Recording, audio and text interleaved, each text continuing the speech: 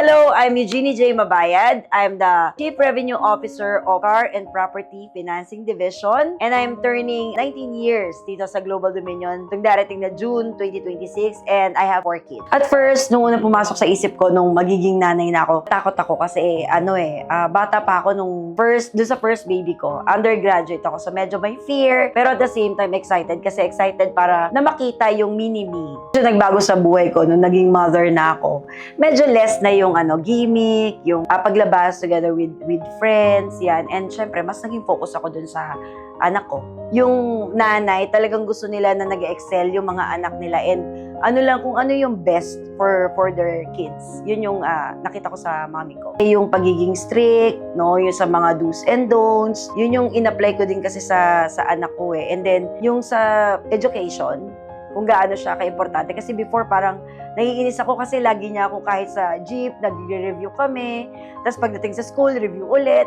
Parang hindi ko magets kung bakit ganun ka push sa akin. Pero nung naging mother na ako, naintindihan ko na yung value ng education din sa anak ko as well. No? Kasi syempre yung future din niya yung iniisip ko. Same with my mom. Well, ang pinakang tingin ko, natutunan ko sa mother ko, nabitbit ko rin ngayon, to be kind. So sabi ng mom ko, no, maging kind ka sa mga tao, especially dun sa mga nangangailangan, lalo na dun sa mga less fortunate. I-share mo kung ano yung blessings na meron ka. Kasi syempre, mas blessed ka. So parang lagi niya sinasabi na, yung mga wala, katulad mga nagtitinda ng prutas, bilan, ganyan. Tapos kung ano yung sobra mo, ibigay mo. Madaming opportunity na mga ganon. Like, mga simpleng vendors, yan. Tapos, yung mga bata, yung pagtulong din sa mga bata na medyo hindi, alam mo yun, yung parang medyo may longing for. Kasi sa mga parents nila, yung time and yung care. Palagi ko sinasabi sa mga anak ko na maging mabuti kayo sa kapwa nyo, regardless of status in life. Pero especially those nung mga less fortunate, maging mas kinder sila and mas mapagbigay and i-value nila kung ano yung meron sila na wala yung iba. So learn how to share and always be kind to other people.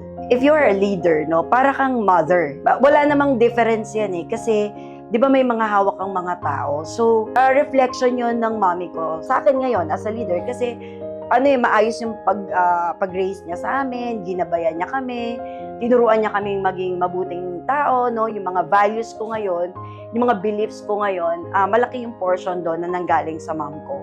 As a leader, no, na dito sa position ko and now I'm handling a lot of people, no, malaking impact yung mabuting relationship or magandang relationship ko with them. And kung paano ko sila ginaguide na mas maging better person, no? Yung minsan, parang nanay mo, di ba? Parang nanay ko, tinatapik ako kapag mali yung ginagawa ko. Same din yung ina-apply ko ngayon as a leader na parang pag may mali, i-call ko yung attention. Pero I make sure na clear sa kanila na nagagalit ako because of the action, but not the person.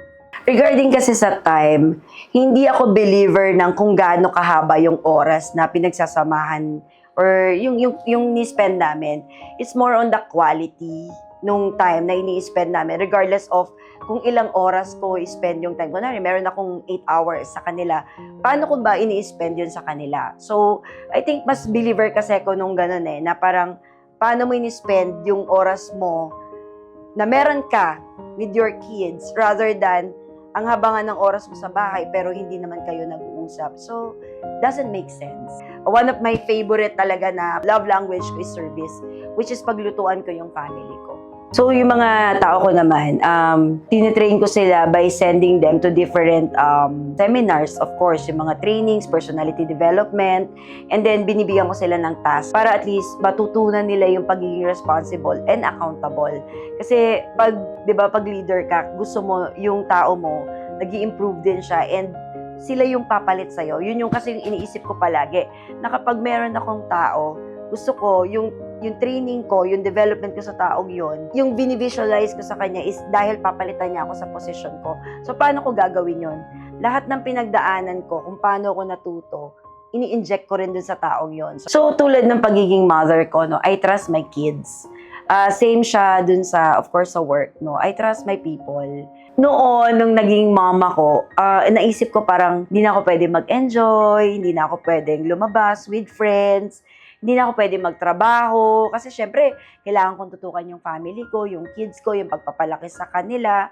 So, na-realize ko na pwede pala, na kahit nanay na ako, pwede rin pala ako maging successful sa buhay ko, sa career ko, and magkaroon ng time for myself. Mapagsabay ko yung pagiging nanay at saka yung pagiging nanay din sa office. So, yung gusto ko makita nung mga kids ko naman sa akin, kung paano ko as a person, hindi na as a leader ng Global Dominion, pero paano ako as a person, paano ba ako yung relationship ko with other people, paano ko maka-inspire ng ibang tao, paano ko makapag-motivate, and paano ko nagbigay kumbaga naging tool ako para ma-achieve din ng mga taong yun, yung mga bagay na gusto nila.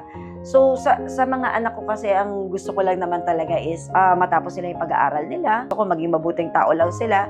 Kasi sila naman yung driver ng buhay nila no? So, gusto ko lang makita nila kung paano ko as a person, yung kindness and yung love, yung care ko sa mga tao, maipass on din nila. Kasi parang naniniwala naman ako na yung mga achievements natin sa buhay, nakasalalay naman yan sa choice natin, di ba? Tayo as a person. So, hindi na ako masyado nag-worry doon. Gusto ko lang makita nila kung paano ako as a person. And then, bitbitin nila yun, maging aral din sa kanila. And then, kung meron pa silang matututunan from outside, better, di ba?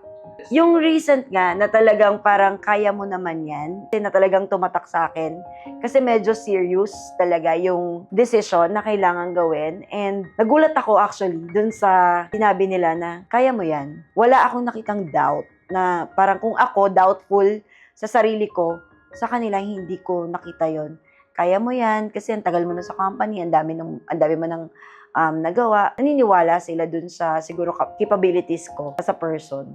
Kapag nanay ka, walang imposible and lahat ng bagay kaya mong gawin. Regardless kung gaano yan kahirap, talagang gagawan mo yan ng paraan. And I'm sure kapag nanay ka, magiging successful ka sa buhay and sa career mo.